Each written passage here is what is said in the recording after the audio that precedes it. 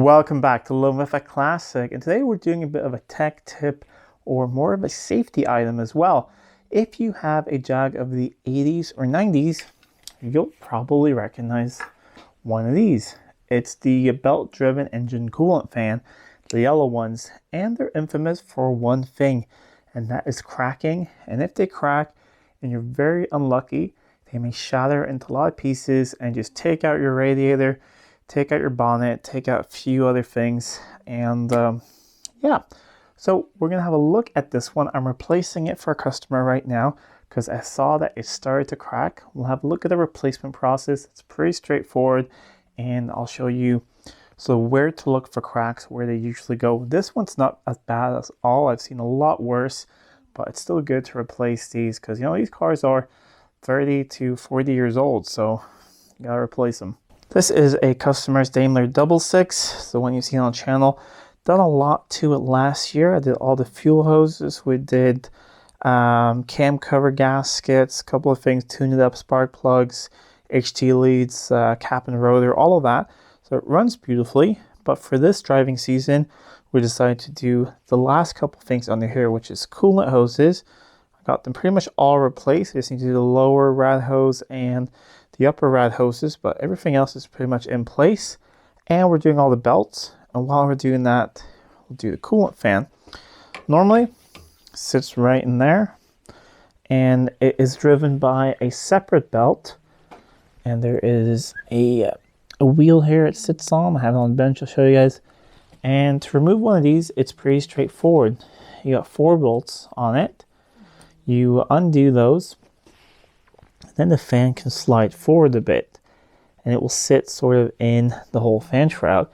When it has slid forward, you can remove the bolts holding the whole hub assembly onto the engine. You can remove the hub assembly and then you have enough space to get the fan out. And well, it can sometimes be difficult to see the cracks on them, but 9 times out of 10, if yours hasn't been replaced, it most likely has cracked. I'm going to see if I can find the cracks I saw on this one. I know I saw a big one somewhere.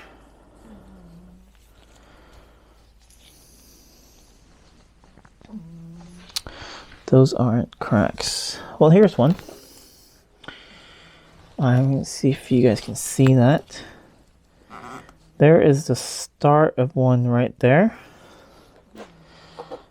And there's some place on there where there's a big chunk missing. There. That is the start of a crack. And those are the really bad cracks. Cracks out in the fins, that's one thing. But if you get a crack here and it goes all the way down here, that could be really bad. So these run a fan clutch, which I'll show you in a little bit. And it is, just a thermal coupling. So when it gets warmer air on it as the radiator heats up, there will be more drag, and then this will spin, not at engine RPMs, well at idle it will, but then, you know, it's a slipping clutch so that it won't spin a full RPM. So let's say you're downshift on the highway, this will slip so that this fan doesn't spin that quickly. However, if that clutch fails and you have a crack in your fan, and your fan is suddenly spinning 5,000 RPMs, or I'm not exactly sure what it will be with all the belts and everything, these will fail. It will crack through. It will basically just explode, take your radiator out, and a couple of things along the way. Over here on the bench, I have everything laid out that I've taken off the car. So this is the fan hub where it sits on, and it's just held in place with these bolts on here, and then this is where the tensioner goes for it. And this is the coupling. This one seems to be in good condition. It's not leaking or anything. I've just cleaned it up a little bit. It seems to be working well, so we're going to reuse it in this case. But, you know, replace the fan, of course. Here is the new fan. It's a black one, and it's supposed to be of better quality, and it's supposed to not crack as easily. I guess we'll find out in 30 or 40 years, but they're supposed to be better. But yeah, it just fits on there like that. Let's see. There we go. Fits on there like that. 4 bolts, that's it. Then that bolts to there. And that's pretty much it. Here are the hoses I'm replacing. We didn't have any leaks or anything, but we do think that most of these are original, so it's a good time to replace them. And yeah, most of them came off pretty nicely. I think the top radiator hoses have been replaced because they are in better shape than the rest of them. They also came off pretty easily, but the coolant hoses in the back have not been replaced, and it's a good thing that we did those. So I hear you guys saying, well, how common are these failures? I'm not saying that they're extremely common. However, my white XJ12, which has the metal fan, has experienced this same issue. So just because you have a metal fan, you know, of a 70s car, check it out anyways. They can rust, they can crack in the welds, things can happen. So when I bought that car, it'd been off the road for 15, 16 years. One of the reasons I bought it is because the coolant was brand new when it was put away, because I have receipts that the fan had exploded, taken out the radiator and a couple other things. So I knew that it had a brand new rad in it and brand new coolant. And when I looked at it, the radiator looked brand new, and I looked into the coolant reservoir, it looked like brand new coolant. So it had, you know, just a couple of kilometers on it after that. It went to the shop, had that worked on, and then got put into storage. So just that's one of the stories why I bought that car. But just so you know that this can happen to the metal fans as well. So just be careful and know that you know, it's a big object up the front there spinning, and they can crack, things can happen. I already hear some guys in the comments saying, well, what about switching to electric fans? Well, there's pluses and negatives to that. If you live somewhere extremely warm, maybe it's something that you need to do. But where I live, the mechanical fan works just fine with the electric. Even on the hottest summer days here, they work just fine as long as your coolant system is, you know, up to snuff and everything else works correctly. These cars will run okay. I just personally prefer this because it's pretty bulletproof. They will always work. You know, an electric fan, something can happen with a sensor or something, and they suddenly don't turn on, and then you have a hot car.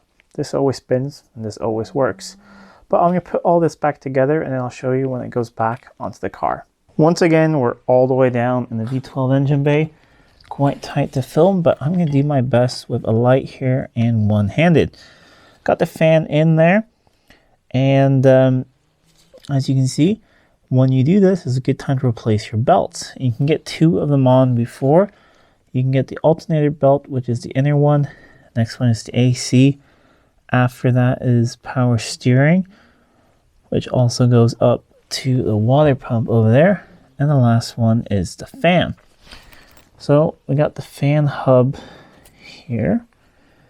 And we're going to snake this down through here. Be careful, I have a freshly painted crossover pipe there.